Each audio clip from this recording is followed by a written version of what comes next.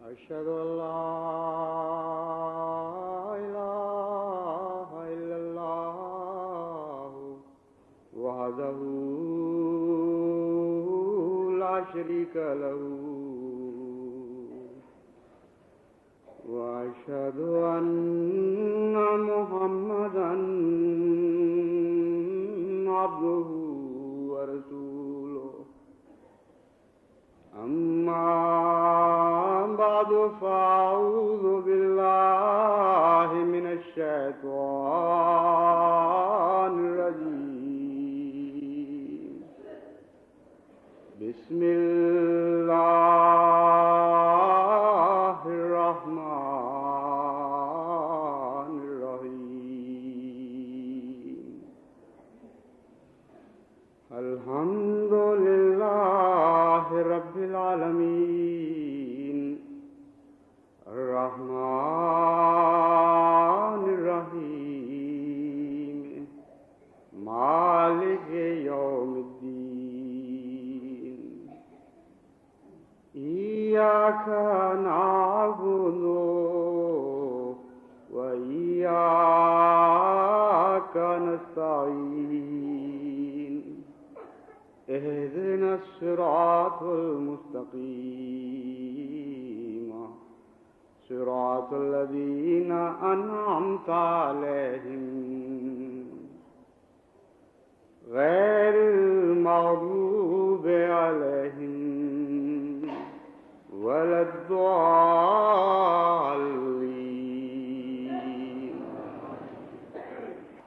قرآن کریم نے جہاں اللہ کی طرف بلانے کی ہدایت فرمائی ہے، وہاں جو ترتیب قائم فرمائی، اس ترتیب میں ایک بہت ہی گہری حکمت پوشیدہ ہے۔ ایک حکمت سے مراد عددی طور پر ایک حکمت نہیں، بلکہ یوں کہنا چاہیے کہ ایک حکمت کا سمندر مخفی ہے۔ اس پر جتنا غور کرتے چلے جائیں، انسانی حکمت کے لیے مزید روشنی کی راہیں کھلتی چلی جاتی ہیں۔ یہ عجیب بات ہے کہ سب سے پہلے اللہ کی طرف بلانے کا حکم دیا اور اس میں کسی مذہب کا نام نہیں لیا، پھر عمل صالح کی تلقین فرمائی اور ابھی تک کسی مذہب کا نام بیچ میں نہیں آتا۔ آخر پر رکھا کہ ان دو شرطوں کو پورا کرنے کے بعد یہ کہو کہ میں مسلمانوں میں سے ہوں۔ ان بہت سی حکمتوں میں جو اس ترتیب میں پوشیدہ ہیں، ایک یہ ہے کہ اللہ کا تصور ایک ایسا تصور ہے جس کی طرف بلانے کے نتیجے میں جائز طور پر غصے کی کوئی وجہ نہیں بنتی۔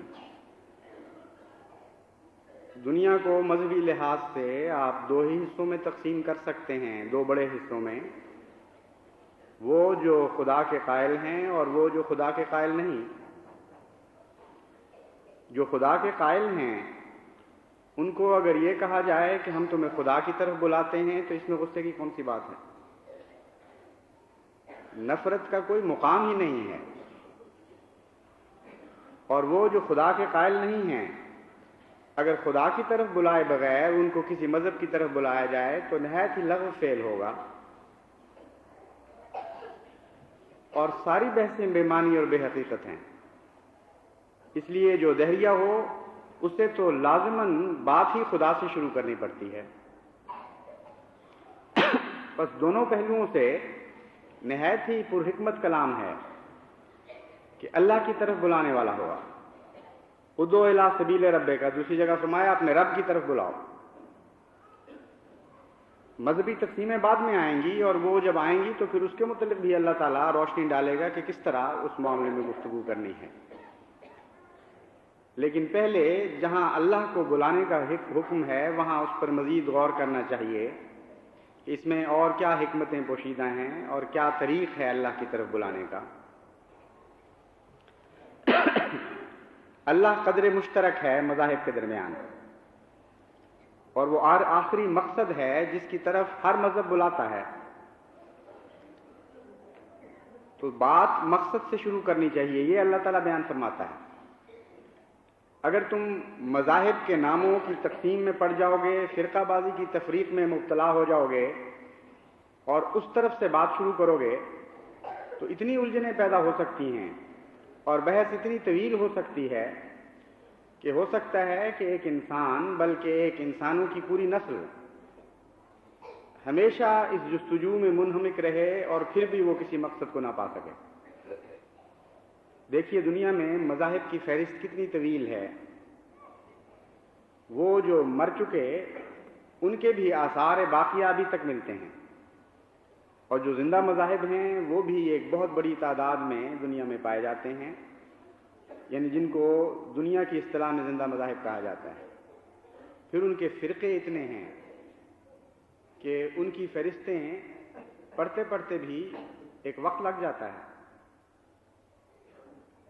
سینکڑوں فرقے تو صرف عیسائیت ہی کے ہیں، اور پھر ان فرقوں کی آگے تقسیم کی جائے تو متفرق الخیال لوگ ایک ہی فرقے میں اس کثرت سے ملتے ہیں کہ ان کی گنتی ممکن نہیں۔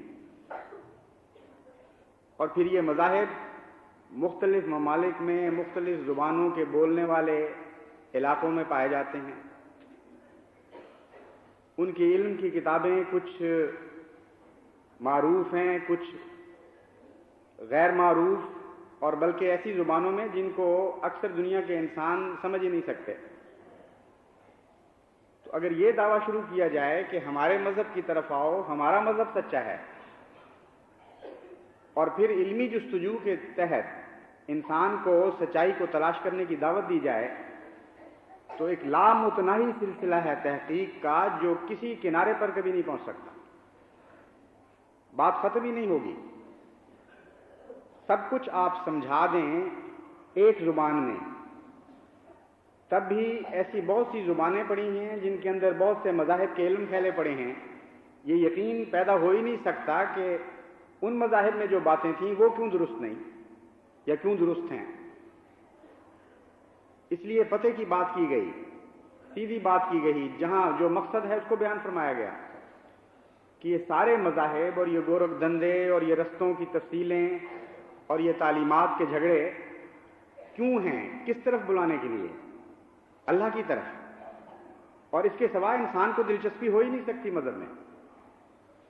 کیا مصیبت پڑی ہے کہ وید کو مانے یا قرآن کریم کی تعلیم پر عمل کرے یا بائبل کی مشکل تعلیمات پر قدم مارے، یا اور مذاہب کے پیچھے لگ کر اپنی زندگی کو مقید کر لے مختلف قسم کی تعلیمات میں کرو اور نہ کرو کے جھگڑوں میں؟ پاگلوں والی بات لگتی ہے اگر اس کا وہ مقصد نہیں جو مقصد قرآن کریم نے بیان فرمایا ہے۔ اللہ کی طرف بلاؤ، کیونکہ خالق کو اپنی مخلوق سے ایک فطری تعلق ہے، اور خالق کی طرف جانے کے لیے ایک ایسی طبی تمنا انسان کی فطرت میں گوندی گئی ہے جس کو قرآن کریم اس طرح بیان فرماتا ہے کہ ہم نے انسان سے پوچھا تخلیق سے بھی پہلے کہ کیا میں تمہارا رب نہیں ہوں؟ قالوا بلا، ان روحوں نے کہا کہ ہاں تو ہمارا رب ہے۔ تو مخلوق کو خالق سے ایک فطری تعلق پیدا ہو جاتا ہے، اور خالق کو اپنی مخلوق سے ایک طبی محبت پیدا ہوتی ہے، بیچ میں اور کوئی رشتہ باقی نہیں رہتا۔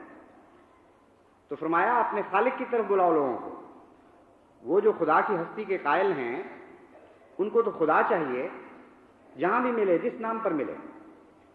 ہاں تمہیں یہ بتانا پڑے گا کہ خدا تمہارے پاس ہے، اور وہ جو خدا کی ہستی کے قائل نہیں ہیں ان سے بات چل نہیں سکتی مذہب کی جب تک ان کو پہلے یہ نہ بتاؤ کہ خدا موجود ہے، اور اس کے لیے ان کے دل میں ایک تمنا، ایک ضرورت پیدا نہ کر دو۔ اس تعلیم کا جیسا کہ میں نے بیان کیا تھا ایک طبی فائدہ، ایک قدرتی نتیجہ یہ نکلتا ہے کہ اس سے کسی نفرت کا بیج نہیں بویا جاتا۔ اسی لیے فرمایا من احسن قولا، اس سے زیادہ حسین قول اور کون سا ہو سکتا ہے کہ اللہ کی طرف بلا رہا ہے۔ لیکن عجیب بات یہ ہے کہ اسی اللہ کی طرف بلانے کے نتیجے میں اتنے فساد ہوئے ہیں دنیا میں، اتنی لڑائیاں ہوئی ہیں، اتنے مظالم ہوئے ہیں، اتنے گھر جلائے گئے ہیں، اتنے بچے یتیم کیے گئے ہیں، اتنی عورتوں کے سہاگ لٹ گئے، اور اتنے دکھ پھیلے ہیں دنیا میں کہ انسان کی عقل دنگ رہ جاتی ہے۔ کوئی لاجیکل، کوئی معقول وجہ نظر نہیں آتی۔ کہ اللہ کی طرف بلانے کے نتیجے میں دنیا میں فساد پھیلیں. اس لیے اس پر غور کرنا چاہیے، کیونکہ آگے جا کر یہ آیات متنبع بھی کرتی ہیں، صبر کی تعلیم بھی دیتی ہیں. معلوم یہ ہوتا ہے کہ باوجود اس کے کہ تم اپنے خدا کی طرف پوری دیانتداری اور خلوص سے بلاؤ گے، تمہاری مخالفتیں ہوں گی. کیوں ہو سکتی ہیں، اس پر کچھ غور ہونا چاہیے. اللہ ایک نعمت ہے، اور نعمت کی طرف بلانے کے نتیجے میں غصہ تو نہیں آیا کرتا لوگوں کو. ہاں، نعمت کو اگر انسان اپنی ذات میں سمیٹ کر بیٹھ جائے اور اس پر قبضہ کر لے اور یہ کہے کہ کسی اور کے لیے نہیں ہے، صرف میرے اور میرے عزیزوں کے لیے ہے، پھر لازماً فساد پیدا ہوتا ہے. تو یہاں تو دعوے کا آغاز ہی یہ کیا گیا کہ اس نعمت کی طرف بلاؤ دنیا کو اور کہو کہ ہماری نہیں، صرف یہ تمہاری بھی ہے، تمہارے اور ہمارے درمیان قدر مشترک ہے، ہم اکیلے اس کے حقدار نہیں ہیں، تم آؤ اور اس میں شریک ہو جاؤ. اس اعلان کے بعد پھر فساد کیوں؟ اب آپ دیکھیں کہ سونے کی کانوں کی تلاش ہوتی تھی امریکہ میں، اور ایک دور تھا ویسٹرنرز کا جب وہ ٹولیوں کی ٹولیاں بے شمار سونے کی تلاش میں نکل کھڑی ہوئی تھیں، اور جس کو سونا ملتا تھا وہ اس کو گھیر لیتا تھا، اس کے ارد گرد باڑے بناتا تھا، اس پہ قبضہ کر لیتا تھا. اس کے نتیجے میں بڑے خون ہوئے، بڑی لڑائیاں ہوئیں، لیکن اس لیے ہوئیں کہ نہ پانے والوں نے پانے والوں کو مارا. پانے والا کبھی نہ پانے والے کو نہیں مارتا تھا، اور وجہ یہ تھی کہ پانے والے کو اس لیے مارا گیا کہ اس نے شریک نہیں کیا کسی اور کو اس میں. تو خدا تعالیٰ نے تو بات ہی اس طرح شروع کی کہ اس میں فساد کی جڑ ہی کاٹی جائے.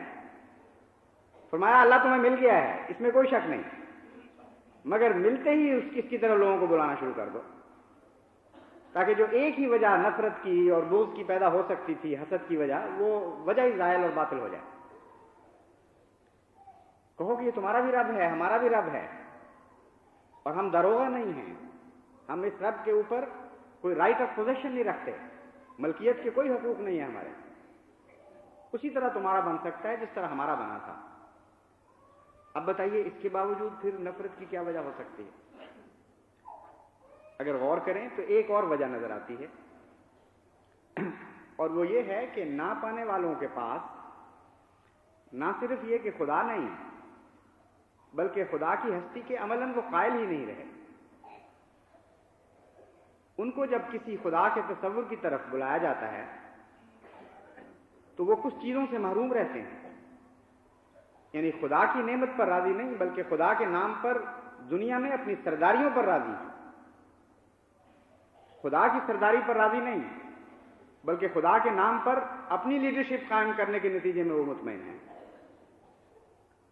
ان کے لیے خدا بحیثیت نعمت کوئی وجود نہیں رکھتا، بلکہ وہ نعمتیں ان کی ذات میں اہمیت رکھتی ہیں جو خدا کے نام پر دنیا سے وہ حاصل کرتے ہیں.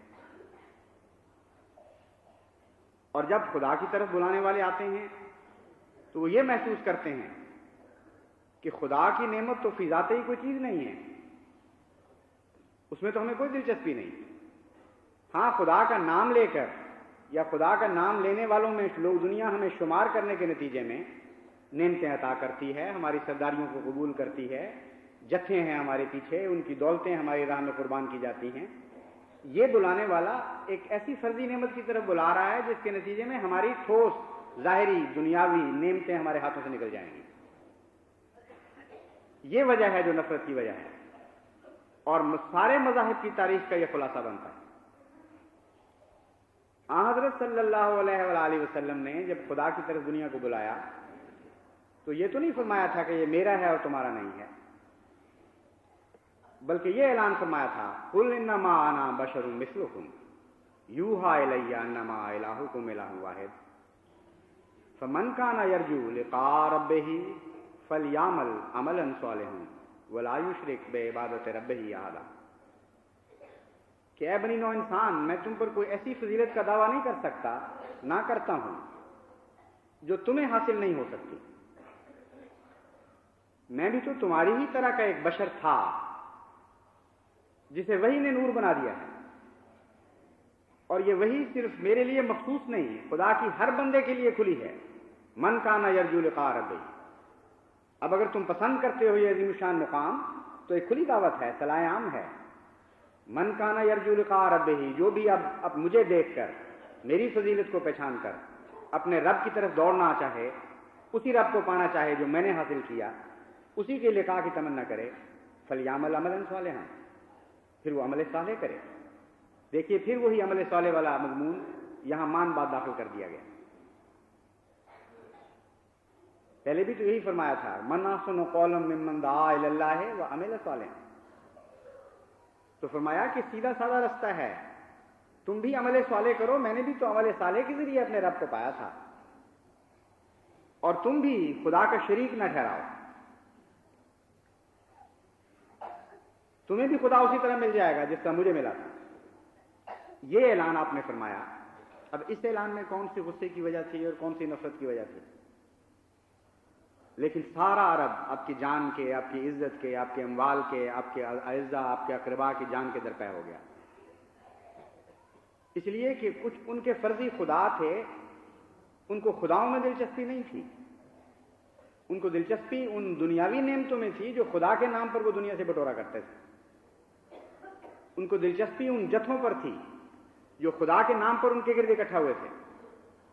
بس اگر حقیقی خدا ظاہر ہو جاتا اور دنیا اس خدا کی طرف مائل ہو جاتی تو وہ دنیا کی نعمتیں ان کے ہاتھ سے نکل جاتی جو خدا کے نام پر انہوں نے اکٹھی کی تھیں یا اکٹھی کیا کرتے تھے۔ اور ہمیشہ جب بھی دنیا میں خدا کے نام پر بلانے والوں کی مخالفت ہوئی ہے، اسی وجہ سے ہوئی ہے۔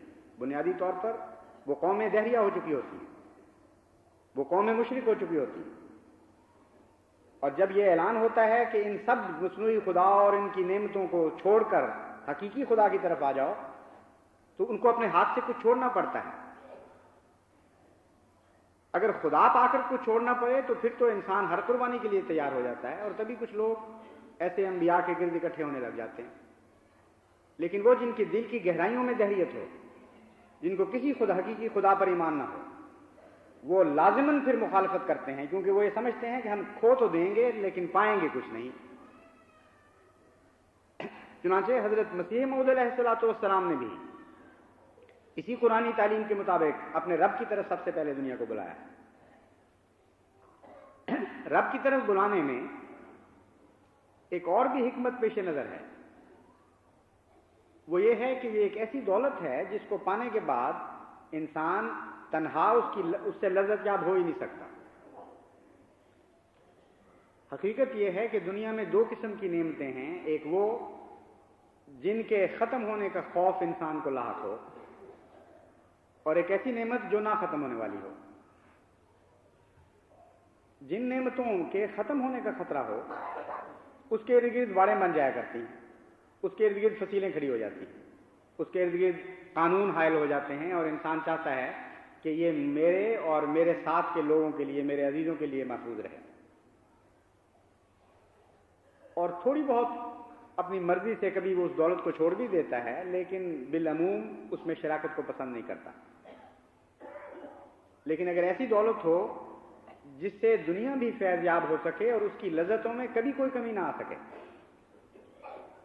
تو یہ فطرت کا تقاضا ہے کہ اس کی طرف انگلیاں اٹھتی ہیں، اس دولت کی طرف بلایا جاتا ہے، اور مزہ پورا نہیں آتا جب تک اور شریک نہ ہو جائیں۔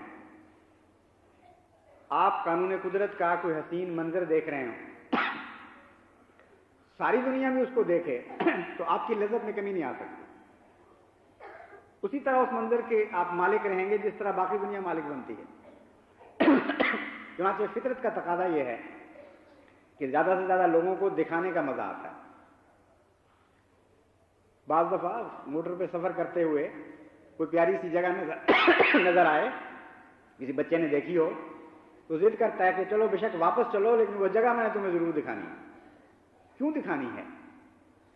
اس لیے کہ نعمت کو ایک دوسرے کے ساتھ مشترکہ طور پر حاصل کرنے میں ایک لذت ہے۔ شرط یہ ہے کہ اس کا پوزیشن ختم نہ ہو جائے، اس کی اپنی ملکیت کے حقوق پر کوئی فرق نہ آ جائے۔ اس شرط کے ساتھ آپ ہمیشہ دنیا میں دوسروں کو نعمتوں میں شریک کرنے کی تمنا کرتے ہیں، بلکہ مزہ نہیں آتا اگر دوسرا شریک نہ ہو۔ جب عید کا پہلا چاند نظر آتا ہے تو دیکھنے والا اس طرح بے قرار ہو جاتا ہے کہ باقی بھی دیکھیں۔ پکڑ پکڑ کے دکھاتا ہے، ہاتھ اٹھا اٹھا کے انگلیاں سیدھی کرتا ہے کہ وہ دیکھو وہ عید کا چاند ہے، اور اگر کوئی اور نہ دیکھے تو اس کو مزہ نہیں پورا آتا۔ اگر پیاسوں کا ایک قافلہ جا رہا ہو اور ایک آدمی کو اچانک اتنا پانی میسر آ جائے، ایک میٹھے پانی کی جھیل مل جائے مثلا، جسے سارا قافلہ عمر بھر بھی پیتا رہے تو اس کو ختم نہ کر سکے، تو وہ تو بے قرار ہو کے ان کو بلائے گا، کہے گا آؤ میٹھا پانی مل گیا ہے، اور اسے آپ مزہ نہیں آئے گا پانی پینے کا جب تک کہ دوسرے بھی اس میں شریک نہ ہو جائیں۔ تو ادعو الی سبیل ربک میں اور من احسن قولا ممن دعا الی اللہ میں اس حکمت کی طرف بھی اشارہ فرما دیا کہ اللہ کو پانے والے ایک ایسے خزانے کو پا لیتے ہیں جو نہ ختم ہونے والا خزانہ ہے، ایک ایسی نعمت ہے جس پر کوئی زوال نہیں آ سکتا، اور پھر تنہا اس سے لذت یاب ہونے کو ان کا دل نہیں چاہتا، وہ بے قرار ہو جاتے ہیں کہ زیادہ سے زیادہ لوگ شریک ہوں اور زیادہ سے زیادہ ہمیں اس میں لطف آئے۔ چنانچہ حضرت مسیح موعود علیہ الصلوۃ والسلام نے بھی اسی حقیقت کے پیش نظر، اسی بنیادی انسانی فطرت سے مجبور ہو کر اپنے رب کو ان الفاظ میں بلایا جب کشتی نوح میں آپ نے یہ تحریر کیا، ہمارا بہشت ہمارا خدا ہے، ہماری اعلیٰ لذات ہمارے خدا میں ہیں، کیونکہ ہم نے اس کو دیکھا اور ہر ایک خوبصورتی اس میں پائی، یہ دولت لینے کے لائق ہے اگرچہ جان دینے سے ملے، اور یہ لال خریدنے کے لائق ہے اگرچہ تمام وجود کھونے سے حاصل ہو۔ اے محروموں، اس چشمے کی طرف دوڑو کہ وہ تمہیں سیراب کرے گا، یہ زندگی کا چشمہ ہے جو تمہیں بچائے گا۔ میں کیا کروں اور کس طرح اس خوشخبری کو دلوں میں بٹھا دوں، کس دف سے میں منادی کروں، کس دف سے میں بازاروں میں منادی کروں کہ تمہارا یہ خدا ہے، تا لوگ سن لیں، اور کس دوا سے میں علاج کروں تب سننے کے لیے لوگوں کے کان کھلیں۔ یہ ایک سچی فطرت کی آواز ہے۔ ناممکن ہے کہ کسی نہ پانے والے کے دل سے یہ کلمات نکلے، اتنی بے اختیار سچائی ہے، ایسا وفور شوق ہے اس میں، ایسا بے اختیار جذبہ ہے کہ وہ جو ادنا سی بھی انسانی فطرت کے اوپر نظر رکھتا ہے، وہ صرف اس کلام کو پڑھنے کے نتیجے میں حضرت مسیح موعود علیہ الصلوۃ والسلام کی صداقت کا قائل ہو سکتا ہے، اور اس خدا کی طرف دوڑنے کے لیے بے چین ہو جائے گا جس خدا کی طرف بلایا جا رہا ہے۔ ایک ایک لفظ سچائی میں ڈوبا ہوا ہے، اور تبھی نتیجہ ہے خدا کو پانے کا۔ تو دوسری یا تیسری بات جو بھی تعداد اس کی گنتی بنتی ہے، یہ بنے گی کہ خدا کی طرف اگر بلانا ہے تو اس طبی جذبے سے مجبور ہو کر بلاؤ کہ تم نے اس کو پا لیا ہے، اور خدا کی طرف پانے کے بعد جو بلانا ہے اس سے آواز میں ایک اور ہی بات پیدا ہو جاتی ہے۔ فرضی خدا کی طرف بلانے والی آواز اور ہوتی ہے، اور خدا کو پا لینے کے بعد جو بلانے والی آواز ہوتی ہے وہ اور ہوتی ہے، اس کی بے قراری اور ہو جاتی ہے، اس کی شدت اور ہو جاتی ہے، وہ بن جاتی ہے آواز جو ابھی آپ نے سنی ہے، یعنی ہمارے آقا حضرت مسیح موعود علیہ الصلوۃ والسلام کی آواز۔ تو مطلب یہ بنا کہ خدا کو پائے بغیر نہ اس کی طرف بلانا، ورنہ تمہاری آواز جھوٹی ہو جائے گی اور کھوکھلی ہو جائے گی، اس میں طاقت نہیں رہے گی۔ بڑا فرق ہوتا ہے پانے والے اور نہ پانے والے کی آواز میں۔ ایک آواز کہتی ہے شیر آیا دوڑنا، اور کوئی اس کی طرف توجہ نہیں کرتا۔ ایک بے قرار چیخ نکلتی ہے شیر، اور آگے فکرہ بھی برا نہ ہو چاہے، اور دنیا اچانک اس کی طرف توجہ کرنے لگ جاتی ہے۔ ایک آواز کہتی ہے کہ یہاں بے حد دولتیں ہیں، اور کوئی اس کی طرف کان ہی نہیں دھرتا۔ ایک آواز بے اختیار دنیا کو کہتی ہے کہ یہاں میں نے سب پا لیا ہے، فلاں چیز حاصل ہو گئی ہے، فلاں چیز حاصل ہو گئی، اور اچانک دنیا اس کی طرف دوڑنے لگتی ہے۔ ظاہری فکروں کے لحاظ سے، الفاظ کی بناوٹ کے لحاظ سے آپ کو کوئی فرق نظر نہیں آئے گا۔ وہ کیا چیز ہے؟ وہ نفس کی سچائی ہے یا نفس کی سچائی کا فقدان جو ان آوازوں میں فرق کیا کرتا ہے؟ تو ادعو الی سبیل ربک میں یا من احسن قولا ممن دعا الی اللہ میں اس حقیقت کی طرف اشارہ کیا گیا ہے کہ اپنے رب کو پانے کے بعد لوگوں کو بلانا، فرضی خدا کی طرف نہ بلانا، ورنہ کوئی تمہاری آواز پر کان نہیں دھرے گا۔ اور ایک اور جگہ اس مضمون کو کھولا گیا کہ اگر تم فرضی خدا کی طرف بلاؤ گے تو اس نام پر جب تمہیں تکلیفیں دی جائیں گی تو تم برداشت نہیں کر سکو گے، اور پھر پانے والوں میں نہیں رہو گے بلکہ کھونے والوں میں داخل ہو جاؤ گے۔ نہ خدا ہی ملا، نہ وصال صنم، نہ ادھر کے رہے نہ ادھر کے رہے۔ لیکن اگر تم نے خدا کو حقیقتاً پا لیا ہے تو اس کے بعد اس طاقت سے کوئی تمہیں جدا نہیں کر سکتا۔ فقد استمسک بالعروۃ الوثقی لا انفصام لها، پھر سارے دنیا کے جبر اور سارے دنیا کے اکراہ بھی تمہیں اپنے خدا سے محروم نہیں کر سکیں گے، اور تمہیں باز نہیں رکھ سکیں گے اس بات سے کہ تم اپنے خدا کی طرف لوگوں کو بلاؤ۔ ایک اور جگہ فرمایا ان الذین قالوا ربنا اللہ ثم استقاموا، کہ وہ لوگ جو اللہ کی طرف بلاتے ہیں اور کہتے ہیں اللہ ہمارا رب ہے، ثم استقاموا، پھر مصائب پر استقامت اختیار کرتے ہیں، وہی ہیں جو اپنے دعوے میں سچے ہیں، انہی پر فرشتے نازل ہوتے ہیں۔ تو معلوم ہوا کہ بلانے سے پہلے پانا ضروری ہے، ورنہ بلانے کے نتیجے میں جو مصیبتیں نازل ہوتی ہیں ان مصیبتوں کو انسان برداشت نہیں کر سکتا۔ اور پھر جیسا کہ میں نے بیان کیا ہے، آواز میں نہ طاقت پیدا ہوتی ہے، نہ شوقت پیدا ہوتی ہے، نہ قوت قدسیہ آتی ہے، دلوں کو تبدیل نہیں کر سکتا ایسا انسان جس نے پانے کے بغیر کسی کی طرف بلایا، کسی کو اس طرف بلایا۔ تو جس نے بھی داعی اللہ بننا ہے اس کے لیے تو یہ لازم ہو جائے گا کہ وہ اپنے رب کو پہلے پائے، ذاتی تعلق قائم کرے، نہ کہ صرف جماعتی تعلق۔ ان دو چیزوں میں بہت بڑا فرق ہے۔ کچھ لوگ وہ ہوتے ہیں جن کے متعلق کہتے ہیں پنجابی میں کہ جنجے چڑھ گئے، ان کی شادیاں ہو جاتی ہیں، اور کچھ وہ ہوتے ہیں جنہوں نے جنجے چڑھتے دیکھا ہوتا ہے صرف کہ ہاں کچھ اور لوگ چڑھ رہے تھے جنج پہ تو ہم نے دیکھ لیا۔ اب ان دونوں میں تو زمین و آسمان کا فرق ہے۔ قرآنی تعلیم یہ ہے کہ تم جنجے چڑھو اور پھر بلاؤ لوگوں کو اس نعمت کی طرف، یہ نہ کہو کہ ہم نے بھی دیکھا ہوا ہے۔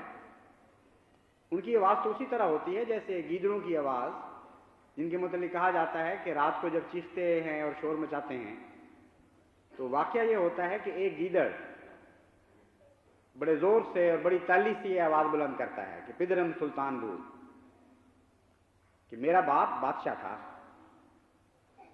تو سارے گیدڑ آگے سے جواب دیتے ہیں توراچے توراچے توراچے توراچے، اور یہ آواز اسی قسم کی آتی ہے جب گیدڑ بولتے ہیں کہ ہاں ہوگا بادشاہ، پر تجھے کیا تجھے کیا تجھے کیا اور تجھے کیا، تو بادشاہ نہیں۔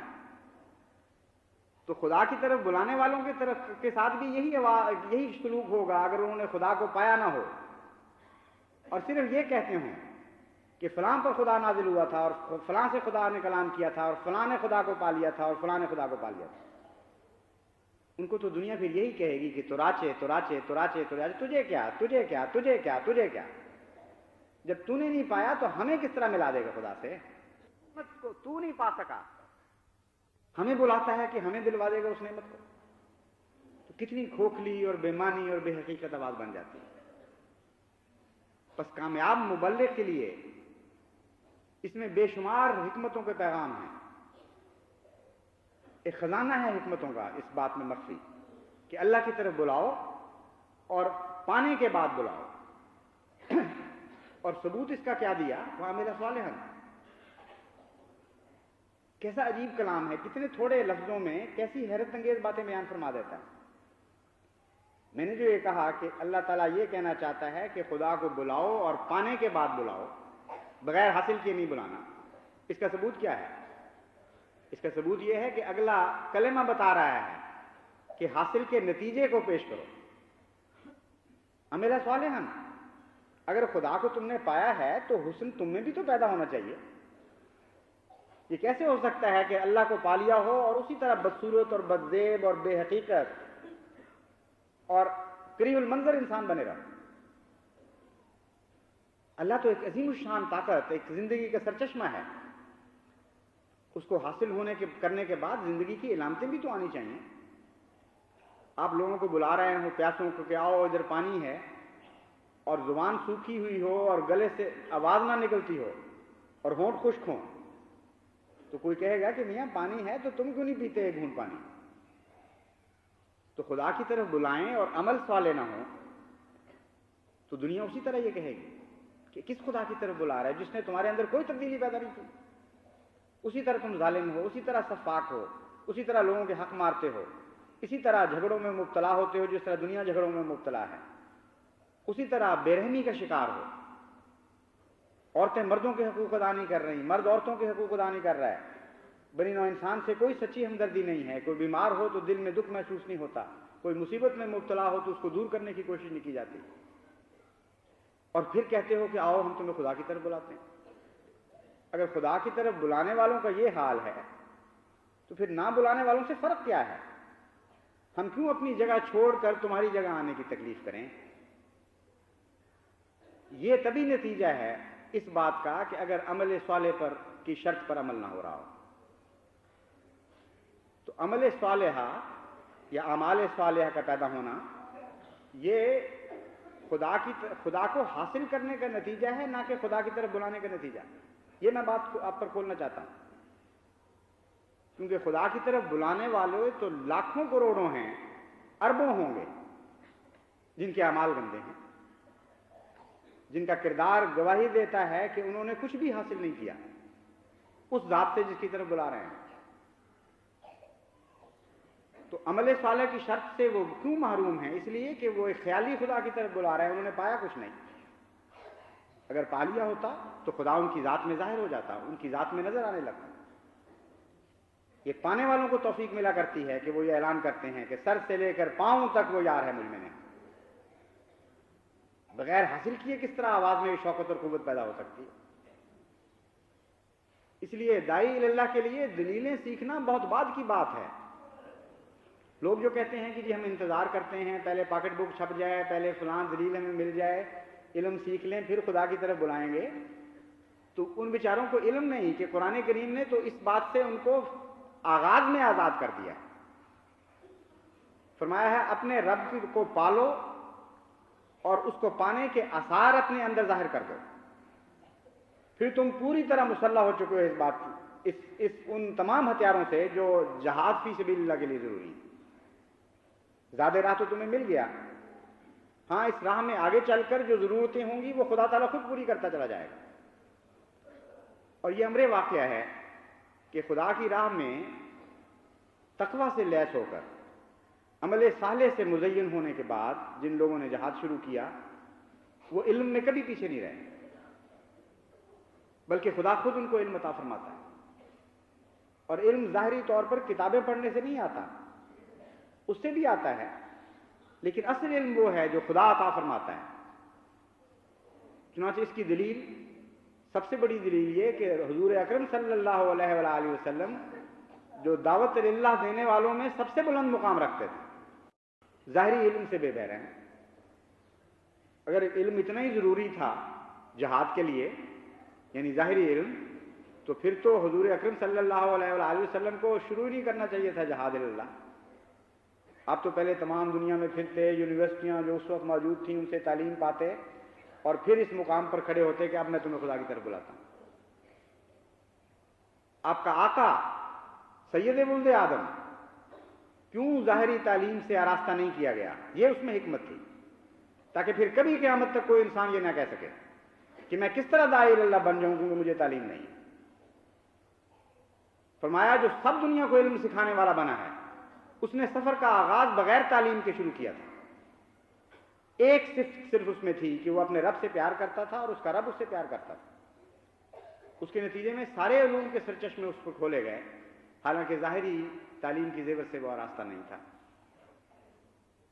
تو ایک تعلیم اس میں یہ بھی ہمیں مل گئی کہ یہ انتظار نہ کرو کہ تمہیں دنیاوی طور پر وہ علوم حاصل ہو جائیں جو دنیا کی نظر میں علوم کہلاتے ہیں، بلکہ اگر کورے چٹے ان پڑھ بھی ہو اور خدا سے محبت رکھتے ہو اور خدا کو پا لیتے ہو اور محسوس کرتے ہو کہ ایک رفیق مجھے مل چکا ہے جو ہمیشہ کا رفیق ہے، جو سب رفیقوں سے بڑھ کر ہے، تو پھر تم اس لائق ہو کہ دنیا کو اس خدا کی طرف بلاؤ. اس سے زیادہ تمہیں کوئی ضرورت نہیں ہے. اگر ہے تو خدا ضرورت پوری کرے گا. ان معنوں میں آپ کو داعی اللہ بننا ہے. اور پہلے توجہ کتابوں کی طرف نہ کریں، پہلے توجہ اپنے رب کی طرف کریں اور اس کو پانے کی طرف تمام توجہ مبذول کریں۔ ہر وہ احمدی جو اپنے دل میں مطمئن ہوتا چلا جا رہا ہے کہ میں ہر روز اپنے رب کی طرف سفر کر رہا ہوں اور میرا رب مجھ سے زیادہ تیز رفتاری کے ساتھ میری طرف بڑھ رہا ہے، وہ اس رستے پر گامزن ہو چکا ہے جو کامیابیوں کا اور فلاح کا رستہ ہے۔ وہ اس رستے پر گامزن ہو چکا ہے جہاں نہ کوئی غم ہوگا اور نہ کوئی خوف ہوگا۔ وہ کامیاب داعی اللہ ہوگا، اس کی آواز میں شوکت عطا کی جائے گی، اس کی آواز میں طاقت عطا کی جائے گی، اسے کچھ قوت قدسیہ نصیب ہوگی، اور وہ دیکھے گا کہ حیرت انگیز طور پر دنیا اس کی بات کو سنتی اور اس کی بات سے متاثر ہوتی ہے۔ ورنہ لاکھوں عالم بلکہ کروڑوں عالم ایسے گزرے ہیں جو عمر بھر ایک فرضی خدا کی طرف بلاتے رہے اور کسی نے ان کی طرف کان نہیں دھرا، نہ ان کی اپنی زندگی سدھر سکی نہ دوسروں کی زندگی وہ سدھار سکے۔ اب آخر پر میں ایک ایسے داعی اللہ کا ذکر کرنا چاہتا ہوں جو 2 روز قبل پہلے ہم سے جدا ہو گیا، 3 روز قبل پہلے، یعنی حضرت مولوی محمد دین صاحب رضی اللہ تعالیٰ عنہ۔ حضرت مسیح موعود علیہ السلام نے 1960 میں پہلی مرتبہ وقف زندگی کی تحریک فرمائی، یعنی لوگوں کو اس طرح بلایا کہ اپنا سب کچھ پیش کر دیں خدا کے حضور اور دین کی نصرت کے لیے حاضر ہو جائیں۔ وہ 13 خوش نصیب جنہوں نے اس پہلی آواز پر لبیک کہا تھا، ان میں ایک حضرت مولوی محمد دین صاحب رضی اللہ تعالیٰ عنہ تھے، اور پھر تمام عمر بڑی وفا کے ساتھ اس عہد کو نبھایا۔ 1923 میں آپ نے بہت کامیابی کے ساتھ اللہ کی طرف بلانے کا حق امریکہ میں ادا فرمایا۔ 1923 سے 1925 تک آپ بہت کامیابی کے ساتھ تبلیغ کے فرائض وہاں سر انجام دیتے رہے، لیکن ان 2 سالوں کا کیا ذکر، تمام عمر آپ ایک نہایت ہی پاک نفس درویش صفت انسان کے طور پر زندہ رہے۔ کوئی انانیت نہیں تھی، کوئی تکبر نہیں تھا، ایسا بچھا ہوا وجود تھا جو خدا کی راہوں میں بچھ کر چلتا ہے، اور ذکر الہی سے ہمیشہ آپ کی زبان تر رہتی تھی۔ آخری سانس تک آپ داعی اللہ رہے۔ بظاہر بستر پر پڑا ہوا ایک ایسا وجود تھا جو دنیا کی نگاہ میں ناکارہ ہو چکا تھا، مگر جیسا کہ میں نے پہلے بیان کیا ہے، جب میں اسپین سے واپس آیا اور حضرت مولوی صاحب کی خدمت میں ملاقات کے لیے حاضر ہوا تو پہلی بات انہوں نے مجھے یہ کہی کہ میں اسپین کے مشن کی کامیابی کے لیے اور آپ کے دورے کی کامیابی کے لیے مسلسل دعائیں کرتا رہا۔ میں نے مولوی صاحب سے کہا کہ آپ کی دعائیں مجھے پہنچتی رہیں اور میں ان کو خدا تعالیٰ کی رحمت اور فضلوں کی صورت میں آسمان سے برستا ہوا دیکھا کرتا تھا، اور کون جانتا ہے کہ کتنا بڑا حصہ حضرت مولوی صاحب کا تھا اس کامیابی میں جو اس سفر کو نصیب ہوئی۔ بس داعی اللہ تو وہ ہوتا ہے جب ایک دفعہ عہد کرتا ہے تو پھر عمر بھر اس عہد کو نبھاتا بھی ہے، کامل وفا کے ساتھ آخری سانس تک داعی اللہ بنا رہتا ہے۔ بس ہمیں اس قسم کے داعی اللہ کی ضرورت ہے۔ ایک محمد دین اگر آج ہم سے جدا ہوتا ہے تو خدا کرے کہ لاکھوں کروڑوں محمد دین پیدا ہوں، کیونکہ آج دنیا کو 1 یا 2 یا 100 یا 1000 محمد دین سے نجات نصیب نہیں ہو سکتی۔ دنیا کے تقاضے بہت وسیع ہیں اور دنیا کی بیماریاں بہت گہری ہو چکی ہیں۔ بس خدا کی طرف بلانے والے اور خدا کی نام پر شفا بخشنے والے لاکھوں اور کروڑوں کی ضرورت ہے۔ خدا کرے کہ ہر احمدی مرد اور ہر احمدی عورت اور ہر احمدی بچہ اسی قسم کا ایک پاک باز اور پاک نفس داعی اللہ بن جائے، جس کی باتوں میں قوت قدسیہ ہو، جس کی آواز میں خدا تعالیٰ کی طرف سے صداقت اور حق کی شوکت عطا کی جائے، جس کی بات کا انکار کرنا دنیا کے بس میں نہ رہے، اس کے دم میں خدا شفا رکھے اور وہ بیماروں کی شفا کا موجب بنے۔ اللہ کرے کہ ایسا ہی ہو۔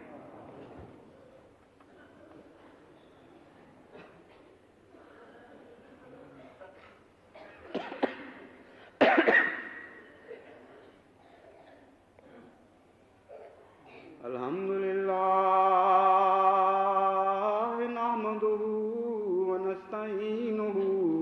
ونستغفره ونؤمن به ونتوكل عليه ونعوذ بالله من شرور أنفسنا ومن سيئات أعمالنا ومن يهده الله فلا مضل له ومن يضلله فلا هادي له ونشهد أن لا إله إلا الله وحده لا شريك له ونشهد أن محمدا عبده ورسوله عباد الله رحمكم الله إن الله يأمر بالعدل والإحسان وإيتاء ذي القربى وينهى عن الفحشاء والمنكر والبغي يعظكم لعلكم تذكرون اذكروا الله يذكركم وادعوه يستجب لكم ولذكر الله أكبر